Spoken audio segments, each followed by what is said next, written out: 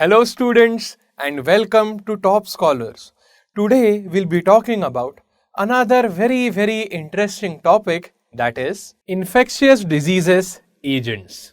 Students, the infectious diseases are caused by different agents which are usually microorganisms like bacteria, viruses or even a fungus. Now let us take a look at the treatment of diseases. Students, the life processes of bacteria are very similar, and therefore a medicine which can block the life process is used to treat infections. For example, a very useful antibiotic called as penicillin blocks the biochemical pathway for synthesis of the cell wall in bacteria.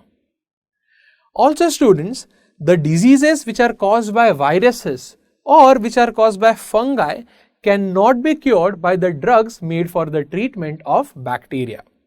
Therefore, there is no point in taking or consuming antibiotics as they do not work on viruses.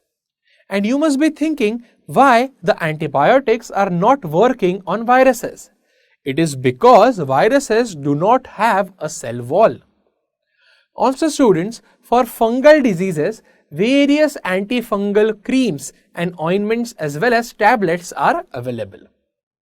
Even antiviral drugs are available to control the spread of viral diseases. To learn more about this topic, download Toppscholars app.